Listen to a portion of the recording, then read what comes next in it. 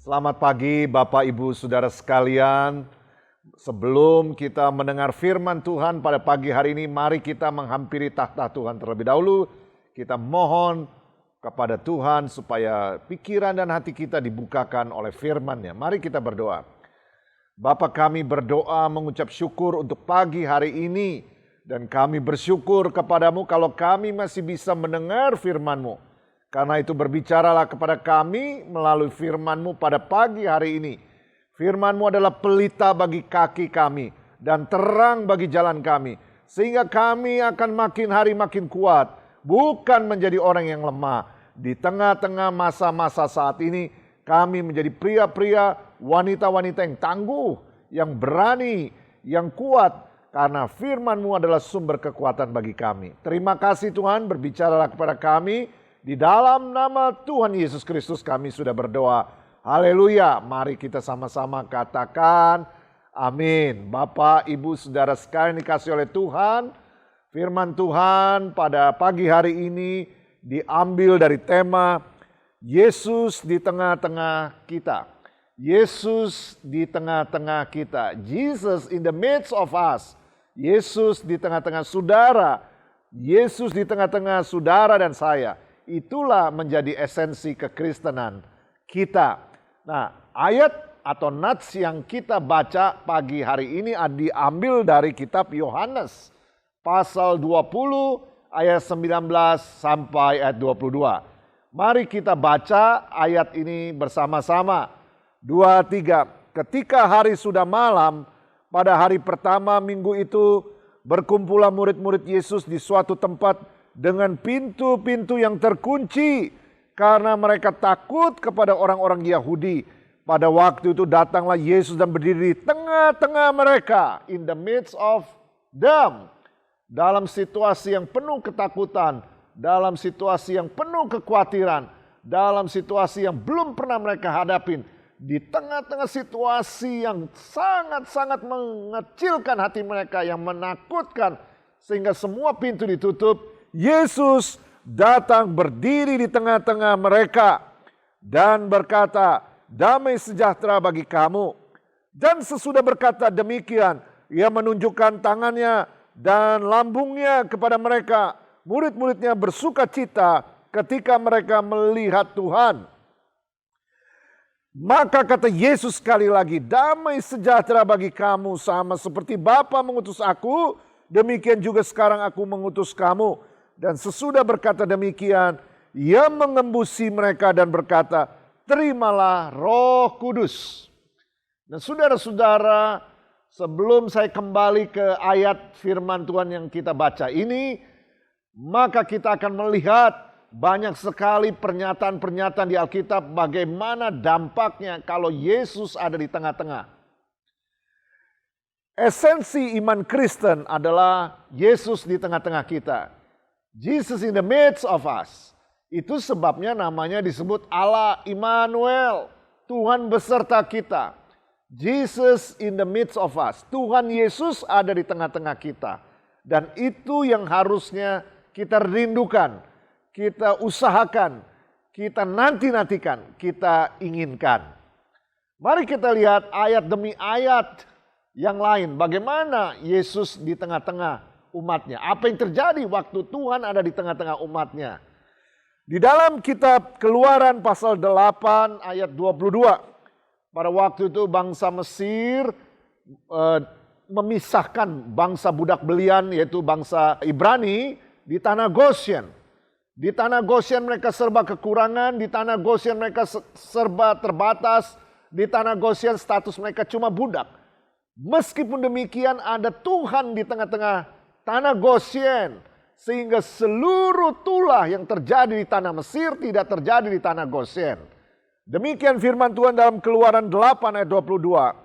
Tetapi pada hari itu aku akan mengecualikan tanah Goshen di mana umatku tinggal, sehingga di sana tidak ada terdapat pikat, supaya engkau mengetahui bahwa aku Tuhan ada di negeri ini. Di dalam bahasa Inggris dipakai kata I'm the Lord in the midst of the land. Aku Tuhan ada di tanah ini. Aku Tuhan ada di tengah-tengah keluarga kalian. Aku Tuhan ada di tengah-tengah ladang kalian. Aku Tuhan ada di tengah-tengah pekerjaan kalian. Aku Tuhan ada di tengah-tengah anak-anak kalian. Aku Tuhan ada di tengah-tengah orang-orang tuamu. Aku Tuhan ada di negeri ini. Sehingga tanah Gosyen menjadi satu-satunya daerah di mana tidak terkena tulah. Tidak mengalami lalat pikat. Tidak mengalami air menjadi darah. Tidak mengalami katak. Tidak mengalami kematian. Kenapa? Karena Tuhan ada di tengah-tengah mereka. Kuncinya Tuhan ada di tengah-tengah kita. Maka kita mengalami segala kebaikan Tuhan. Mari kita lihat bagian yang lain. Daniel menceritakan bagaimana 3 orang yang setia, Sadrak, Mesak, dan Abednego, tidak mau menyembah Nebukadnezar. Meskipun mereka dipaksa untuk menyembah patung Nebukadnezar. Karena mereka tidak mau dipaksa menyembah patung Nebukadnezar, maka mereka dibawa ke perapian yang menyala-nyala, dibakar hidup-hidup. Tapi Daniel menceritakan bahwa jumlah mereka yang dibakar bukan cuma 3. Ternyata ada satu sosok lagi, yaitu Tuhan ada di tengah-tengah mereka. Beri kemuliaan, haleluya. Di dalam Daniel 3 ayat 25 dikatakan, katanya, tetapi ada 4 orang kulihat berjalan-jalan dengan bebas di tengah-tengah api itu. Mereka tidak terluka. Dan yang keempat itu rupanya seperti anak dewa. Pada waktu Tuhan ada di tengah-tengah mereka, mereka tidak mengalami luka. Pada waktu Tuhan ada di tengah-tengah mereka, mereka tidak alami binasa. Pada waktu Tuhan ada di tengah-tengah mereka, mereka mengalami jalan keluar. Pada waktu Tuhan di tengah-tengah mereka, Tuhan membalikkan keadaan dari yang kalah menjadi pemenang. Pada waktu Tuhan ada di tengah-tengah mereka, Tuhan membalikkan keadaan dari hina menjadi mulia. Beri tepuk tangan buat Tuhan kita yang luar biasa. Jesus in the midst of you. Maka engkau akan mengalami kemuliaan Tuhan yang luar biasa.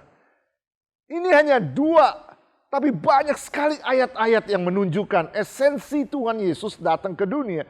Dia ingin ada di tengah-tengah saudara dan saya. Saudara kenal dengan gambar ini. Pada waktu orang Majus datang. Orang Majus datang menyembah bayi Yesus. Tuhan Yesus ada di tengah-tengah orang pintar. Tuhan Yesus ada di tengah-tengah orang hebat. Orang-orang Majus, orang-orang cerdik pandai. Orang-orang yang ahli astronomi, melihat bintang, astrofisika. Pada waktu Tuhan Yesus ada di tengah-tengah orang pintar, orang-orang hebat, yaitu orang-orang Majus. Mereka datang memberikan emas, kemenyan, dan mur. Tuhan rindu ada di tengah-tengah saudara, yang mungkin hari-hari ini adalah orang-orang yang cerdik pandai. Tuhan rindu ada di tengah-tengahmu, yang mungkin adalah para dosen, para pengajar, para intelektual, para orang-orang yang berpikiran kritis, para orang-orang yang mencari kebenaran. Tuhan rindu ada di tengah-tengahmu. Bahkan sejak awal kedatangan dia di bumi sebagai manusia, dia ingin ada di tengah-tengah orang-orang pintar. Tetapi bukan cuma di tengah-tengah orang pintar, bukan cuma di tengah-tengah orang cerdik pandai atau orang-orang di status sosial yang tinggi.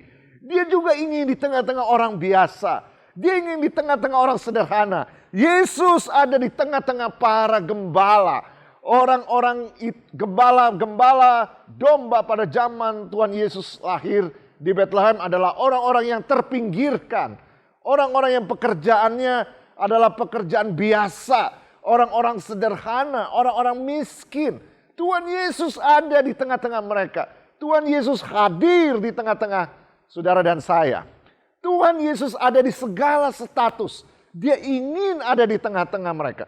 Kepada orang-orang hebat, Yesus ada di tengah-tengah mereka ingin mengatakan, hai, akulah pencipta bumi ini.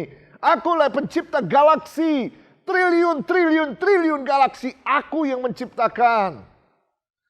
Di tengah-tengah orang yang sederhana, di tengah-tengah orang yang terlupakan, di tengah-tengah orang yang terabaikan, di tengah-tengah orang yang terpinggirkan, Yesus ingin berkata, hai, aku inilah Raja alam semesta, aku ada di tengah-tengah kamu, aku peduli kepada kamu. Bapak, Ibu, Saudara sekalian dikasih oleh Tuhan, di mana posisimu hari ini? Jikalau Anda tidak dipedulikan, jikalau Anda merasa sendirian, ketahuilah ada satu pribadi yang ingin di tengah-tengah hidupmu, yaitu Yesus namanya. Jesus in the midst of us. Itulah esensi kekristenan. Itulah dasar. Itulah yang harus ada sesuai namanya Immanuel, Allah beserta kita. Pada waktu yang lain, pada waktu Yesus berusia 12 tahun, Alkitab mencatat bahwa dia ada di tengah-tengah bait suci, berkumpul di tengah-tengah orang-orang ahli-ahli kitab. Para pengajar. Yesus ada di tengah-tengah perdebatan teologis. Yesus ada di tengah-tengah pengetahuan-pengetahuan yang belum terjawab. Yesus adalah center. Yesus adalah pusat dari semua jawaban atas semua pertanyaannya. Sehingga orang-orang Farisi, orang-orang Taurat, ahli Taurat yang hebat-hebat itu berkata, anak siapa ini? Luar biasa hikmatnya. 12 tahun. Yesus ada di semua kalangan, saudara. Suatu hari Yesus juga dipantek di kayu salib. Dia ada di tengah-tengah dua orang yang desperate, dua orang yang putus asa, dua orang yang hampir ajalnya dijemput. Dua orang penyamun, dua orang yang punya masa lalu yang buruk, dua orang yang punya masa lalu yang sangat jelek. Sehingga mereka dihukum mati. Tidak ada lagi pembebasan bersyarat, tidak ada lagi hukuman seumur hidup, yang ada adalah hukuman mati. Pada detik-detik terakhir itu Yesus ada di tengah-tengah mereka. Mari kita baca apa yang dikatakan Yohanes 19 ayat 18. Dan di situ ia disalibkan. Di situ Yesus disalibkan.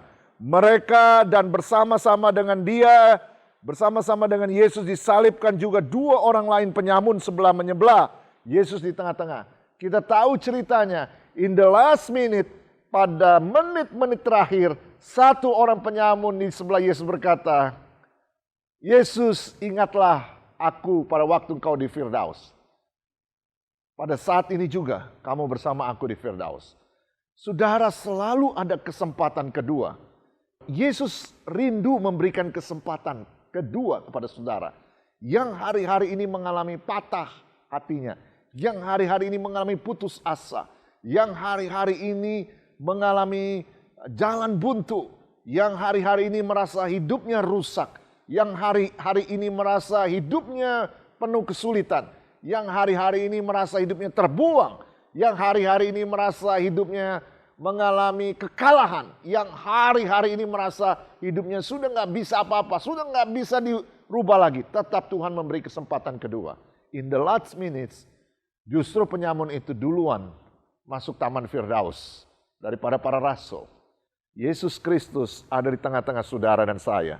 Dia memberikan kesempatan kedua. Yesus Kristus ada di tengah-tengah saudara dan saya. Dia memberikan jalan keluar. Yesus Kristus di tengah-tengah saudara dan saya. Dia memberikan solusi. Dia memberikan kedamaian. Dia memberikan ketenangan. Sebab di mana dua atau tiga orang berkumpul dalam namaku, aku hadir di tengah-tengah mereka. Tuhan rindu hadir di tengah-tengah umatnya. Itu sebabnya dia berkata, dua atau tiga orang berkumpul di dalam namaku, aku hadir. Dalam Matius 18 ayat 20. Saudara, jangan jauhkan diri kita dari persekutuan orang percaya. Jikalau engkau merasa sendirian hari-hari ini, jikalau engkau belum terhubung dengan sebuah gereja lokal, jikalau engkau belum terhubung dengan komunitas orang beriman, Anda harus masuk dalam dua atau tiga orang kumpulan orang percaya di mana Yesus menjadi pusatnya. Maka Yesus hadir di tengah-tengah mereka. Yesus hadir di tengah-tengah hidupmu. Saudara bisa menghubungi nomor hotline yang ada di bawah ini. Saudara sampaikan pergumulanmu. Saudara sampaikan bahwa saudara ingin terhubung dengan keluarga rohani. Di mana dua atau tiga orang berkumpul dalam namaku, aku hadir di tengah-tengah mereka. Nah saudara yang dikasihi Tuhan, mengapa Yesus di tengah-tengah kehidupan umatnya? itu menjadi tema yang diulang. Di kitab Keluaran, di kitab Yeremia, di kitab Daniel, di kitab-kitab Perjanjian Baru. Kenapa tema ini menjadi tema yang diulang-ulang? Mari kita belajar bersama-sama. Karena itulah esensi kekristenan. Kita kembali ke bacaan yang kita baca pertama, ya. Pada waktu Yesus di tengah-tengah, maka akan ada damai sejahtera. Pada waktu itu Yesus ditangkap, disalibkan, maka murid-murid kocar-kacir, orang-orang percaya pada ketakutan semuanya, pada takut kerembet, pada takut ditawan, semua pintu-pintu dikunci, mereka tinggal bersembunyi. Dalam kondisi ketakutan itu sangat sulit untuk punya damai, sangat sulit untuk punya sejahtera, sangat terbalik dalam situasi ketakutan, sangat tidak mungkin memiliki damai sejahtera. Tetapi waktu Yesus ada di tengah-tengah, maka ada damai sejahtera. Yohanes 20 ayat 19, demikian firman Tuhan. Bacaan yang kita baca yang pertama. Ketika hari sudah malam, pada hari pertama minggu itu berkumpullah murid-murid Yesus di suatu tempat dengan pintu-pintu yang terkunci, karena mereka takut kepada orang-orang Yahudi yang mengejar, yang mencari, yang membunuh banyak orang percaya. Pada waktu itu datanglah Yesus berdiri di tengah-tengah dan berkata, damai sejahtera bagi kamu. Pada waktu Yesus di tengah-tengah kita, maka ada damai sejahtera. Pada waktu Yesus di tengah-tengah kita, ada kedamaian di tengah-tengah situasi yang gak ada damai. Pada waktu Yesus ada di tengah-tengah kita, ada damai sejahtera di tengah-tengah tidak ada kesejahteraan. Apa kata firman Tuhan? Sebab itu kita yang dibenarkan karena iman, kita hidup dalam damai sejahtera dengan Allah oleh karena Tuhan kita Yesus Kristus. Hanya Yesus Kristus yang memberikan saudara kedamaian. Hanya Yesus Kristus yang memberikan saudara kesejahteraan. Hanya Yesus Kristus yang memberikan damai sejahtera. Di dalam kitab Filipi 4 ayat 7 dikatakan, damai sejahtera Allah yang melampaui segala akal akan memelihara hati dan pikiranmu dalam Kristus Yesus. Pada waktu itu secara akal manusia mereka harusnya nggak bisa damai sejahtera. Pada waktu itu secara akal manusia, secara pikiran manusia, harusnya mereka penuh ketakutan. Tetapi damai sejahtera yang melampaui segala akal pikiran memenuhi kita pada waktu Yesus Kristus ada di tengah-tengah hidup kita. Jadi pada waktu Yesus ada di tengah-tengah kita, ada damai sejahtera hidup kita. Pada waktu Yesus Kristus ada di tengah-tengah kita, maka ada sukacita, joy. Di dalam Alkitab dituliskan begini, dan sesudah berkata demikian, ia menunjukkan tangannya dan lambungnya kepada mereka. Murid-murid itu bersukacita ketika mereka melihat Tuhan. Kapan mereka bersukacita? Ketika mereka melihat Tuhan. Saudara, bagaimana keadaan mereka? Dalam keadaan ruangan dengan pintu-pintu terkunci. Bagaimana dengan keadaan mereka? Mereka sedang dikejar-kejar, mereka ketakutan, mereka buronan, mereka karena iman mereka mau diancam, dibunuh. Sehingga mereka bersembunyi, lari ketakutan. Tapi pada waktu mereka melihat Tuhan, mereka bersukacita. Apa yang kita pelajarin? Joy itu beda dengan happiness. Joy itu adalah pada waktu kita mengalami Tuhan. Sehingga Tuhan dalam wujud Roh Kudus ada di dalam kita. Maka ada buah Roh Kudus, yaitu sukacita. Kasih, sukacita, damai sejahtera. Itu adalah buah Roh Kudus. Salah satu dari buah Roh Kudus. Kasih, sukacita, damai sejahtera. Itu datangnya dari dalam. Nah kalau dari luar nggak mungkin. Keluar mendatangkan ketakutan, luar mendatangkan kepanikan, luar mendatangkan kekhawatiran. Hari-hari ini, di tengah-tengah masa-masa ini, di dalam bulan Februari 2021, siapa yang tengah mengalami kekhawatiran, siapa yang mengalami ketakutan, siapa yang mengalami keputusasaan, Siapa yang mengalami kehilangan pengharapan? Hanya waktu kita melihat Tuhan. Hanya pada waktu kita mengizinkan Tuhan menguasai hidup kita. Roh Kudus akan membuat kita penuh damai sejahtera dan sukacita. Karena buah Roh Kudus adalah kasih, damai sejahtera, sukacita. Karena itu joy beda dengan happiness. Kata joy atau rejoice, sukacita atau bersukacita lah. 330 kali diulangi di Alkitab. 330 kali.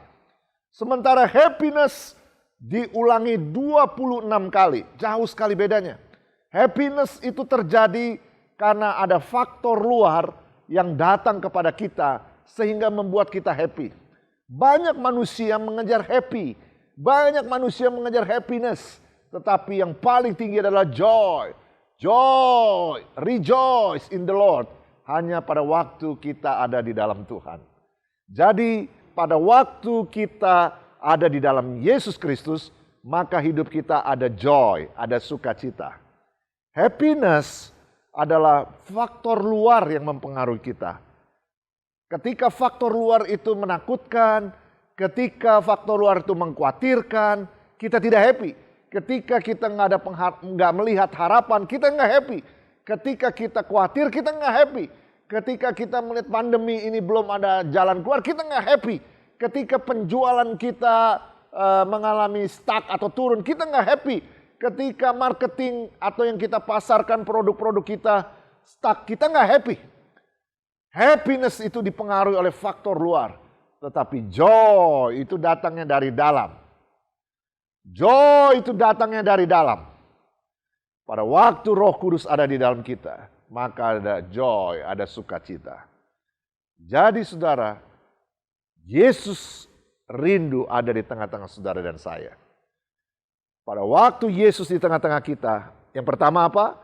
Ada damai sejahtera. Yang kedua apa? Ada sukacita. Dan yang terakhir, pada waktu Yesus ada di tengah-tengah kita, maka hidup kita bisa menjadi alatnya. Di ayat terakhir 21 dan 22 dikatakan, sama seperti Bapa mengutus aku, demikian juga sekarang aku mengutus kamu. Dan sesudah berkata demikian, ia menghembusi mereka dan berkata, terimalah Roh Kudus. Saudara-saudara yang dikasihi Tuhan, saya mau kasih ilustrasi. Ada sebuah sarung tangan. Sarung tangan ini punya jari yang sama jumlahnya dengan tangan saya. Lalu saya memerintahkan sarung tangan ini, tolong ambilkan Alkitab. Maka saudara, saya minta tolong sarung tangan, ambilkan Alkitab. Bantu saya ambilkan Alkitab. Meskipun jumlah jari di sarung tangan itu sama dengan jari saya, tetapi sarung tangan itu diam saja, tidak bisa ambilkan Alkitab. Lalu saya berpikir, oh mungkin saya belum kasih instruksinya. Saya berkata lagi, sarung tangan, mohon ambilkan Alkitab. Saya kasih tahu caranya. Mulai dari jempolmu, taruh di tempat yang paling atas dari Alkitab. Lalu 4 jarimu yang paling bawah. Lalu kamu jepit, lalu kamu pegang erat-erat, kamu bawa itu. Maka pasti terangkat. Tetapi sarung tangan itu nggak bisa apa-apa. Kenapa sarung tangan itu tidak bisa bergerak? Karena sarung tangan itu kosong, nggak ada isinya. Hidup yang kosong, hidup yang tidak ada isinya, maka hidupnya tidak bisa bergerak, tidak bisa apa-apa. Berbeda pada waktu tangan saya masuk ke dalam sarung tangan itu. Maka sarung tangan itu punya kekuatan yang sama dengan kekuatan tangan saya. Sarung tangan itu bisa melakukan hal-hal yang sama yang bisa tangan saya lakukan. Pada waktu Yesus Kristus masuk dalam hidup kita, kita bisa melakukan hal-hal besar. Karena kita bukan diri kita lagi, tetapi Yesus Kristus yang hidup di dalam kita. Itu sebabnya Rasul Paulus menulis dalam kitab Filipi pasal 4 ayat 13. Segala perkara, semua hal, segala perkara, semua kesulitan dapat kutanggung di dalam Yesus Kristus yang memberikan kekuatan kepadamu. Pada waktu hidup kita ada Yesus Kristus di dalamnya. pada waktu hidup kita ada Roh Kudus di dalam kita, maka kita seperti sarung tangan itu yang powerless menjadi powerful, penuh kuasa, kuasa Roh Kudus. Bapak, Ibu, Saudara sekalian dikasih oleh Tuhan, di tengah-tengah hidup saat ini, apakah kita seperti sarung tangan yang kosong? Mari kita minta Tuhan masuk dalam hidup kita. Karena memang Tuhan mau masuk dalam hidup kita. Mari kita minta kepada Roh Kudus, kendalikan hidup saya. Pada waktu Yesus ada di tengah-tengah kita, kita ada damai sejahtera di tengah-tengah masa sulit, di tengah-tengah dunia yang tidak ada damai sejahtera. Pada waktu Yesus di tengah kita, maka kita ada sukacita.